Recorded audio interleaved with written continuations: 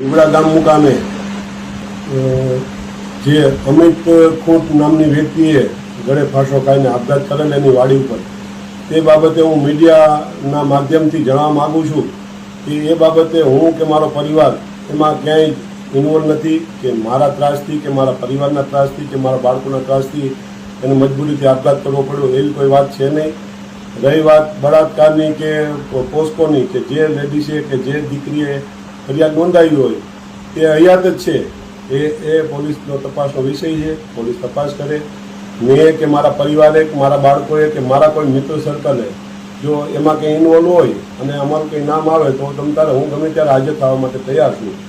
પરંતુ આ આખું કાવતરું જયરાજનું છે, ગોંડલના માજી ધારાસભ્યનું, અને એ અમને મારા પરિવારને ગમે એ રીતે એન કેન પ્રકારે હેરાન કરવા માટેનું આ એક કાવતરું છે. કારણ કે જે સુસાઇડ નોટ મળી આવે છે મરનારની, એ સુસાઇડ નોટમાં ઘણા બધા ચેડા કરેલા છે, ઘણા બધા પાનામાં ફેરફાર છે. પહેલાં સવારે વર્કશોપના માધ્યમથી જાણવા મળ્યું કે ભાઈ એક એને લખેલું હતું કે ભાઈ મારા પરિવારનું મારી પત્નીનું ધ્યાન રાખજો, અને મારે એના મોબાઈલ નંબર લખેલા હતા.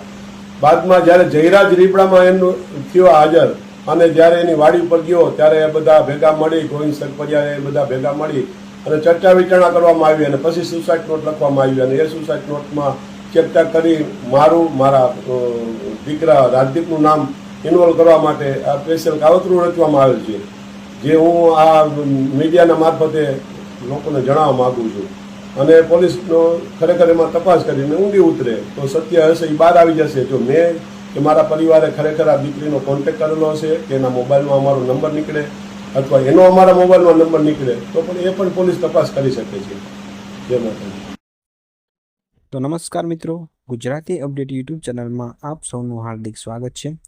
તો મિત્રો, હમણાં થોડા દિવસ અગાઉ રીબડામાં અમિત ખૂંટ નામના વ્યક્તિએ આપઘાત કર્યો હતો. તો મિત્રો, એને લઈને ત્યાર પછી ગોંડલના પૂર્વ ધારાસભ્ય જયરાજસિંહ જાડેજા ત્યાં એમની પરિવારની મુલાકાતે ગયા હતા. તો મિત્રો, ત્યાં ગોવિંદભાઈ સરપરિયા દ્વારા અનિરુદ્ધસિંહ જાડેજા ઉપર આરોપો લગાવવામાં આવ્યા હતા કે આ બધું અનિરુદ્ધસિંહ જાડેજાનું કાવતરું છે, તેમણે જ અમિત ખૂંટને આપઘાત કરવા મજબૂર કર્યા છે, એવા આરોપો ગોવિંદ સરપરિયાએ અનિરુદ્ધસિંહ જાડેજા ઉપર લગાવ્યા હતા. અને ત્યારે આજે મૃતક પરિવારજનોને મળવા જયરાજસિંહ જાડેજા પણ રીબડા પહોંચ્યા હતા. તો મિત્રો, અત્યારે અનિરુદ્ધસિંહ જાડેજાનો પણ એક વિડીયો સામે આવ્યો છે, જેમાં અનિરુદ્ધસિંહ જાડેજા જયરાજસિંહ જાડેજા ઉપર આરોપો લગાવી રહ્યા છે કે આ બધું જયરાજસિંહ જાડેજાનું કાવતરું છે અને તેઓ કોઈના કોઈ પ્રકારે તેમના પરિવારને હેરાન કરવા માંગે છે, એવું અનિરુદ્ધસિંહ જાડેજા આ વિડીયોમાં કહી રહ્યા છે. તો મિત્રો, રીબડામાં ફરી એકવાર રાજકીય માહોલ ગરમાયો છે.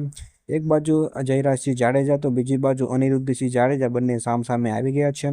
તો મિત્રો, તમારું આ વિડીયો વિશે શું કહેવું છે કોમેન્ટમાં જરૂરથી જણાવજો. અને એવી ગુજરાતને લગતી અપડેટ્સ જો તમે મેળવવા માંગતા હો તો વિડીયોને એક લાઇક કરી દેજો અને સાથે સાથે ચેનલને સબસ્ક્રાઈબ પણ જરૂરથી કરી દેજો.